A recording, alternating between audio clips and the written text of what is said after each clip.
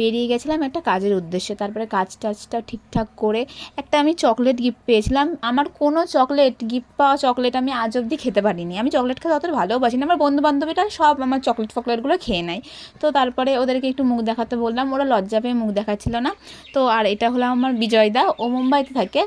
তো এসেছিলো, আমরা বললাম কি অনেকদিন পরে দেখা, চ ঘুরে আসি। তো ঘুরতে গেছিলাম, তো এদিক ওদিক খুব ঘোরা ফেরার পরে আমাদের খিদেও পেয়ে গেছিলো। তো তারপরে বিজয়দা আমাদের ট্রিট দিল, যেহেতু মুম্বাই থেকে এসছে, ওকে আমার ট্রিট দিয়ে। তারপরে ভাবলাম কী করবো, এত ঘুরে আমরা 4-5 জন মিলে আবার মাঠে রিটার্ন করলাম। তো আমার বন্ধুরা মিলে সবাই আবার মাঠে গেলাম। তো মাঠে গিয়ে সবাই দেখলাম চলেও এসেছে।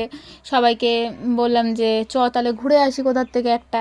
তো সবাই বললো ঠিক আছে চ, তাহলে আমাদের ঘুরতে যাওয়া মানে তো চা খেতে যাওয়া। তো তারপরে আবার সবাই চা খেতে যাওয়ার উদ্দেশ্যে বেরিয়ে গেলাম। তো চলেও এসেছি চা খেতে।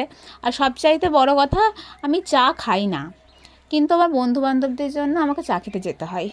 তো যাই হোক, বন্ধুদের জন্য বান্ধবীদের জন্য তো অনেক কিছুই করতে হয় জীবনে। তো আমি চা খেতে যাই ওদের সাথে। আর আজকের মতো এইটুকুই। আবার দেখা হবে নেক্সট কোনো মিনি ব্লগে। তারপরে আমরা ঘুরতে ঘুরতে বাড়ি চলে এসেছিলাম। তো যদি ব্লগটা ভালো লাগে অবশ্যই লাইক আর কমেন্ট করে দেবে। লাইক কমেন্টের খুব অভাব, কিছু কিছু মানুষ হিংসা করে আবার লাইক কমেন্ট করে না যদি আমি ফেমাস হয়ে যাই। তো বাই বাই।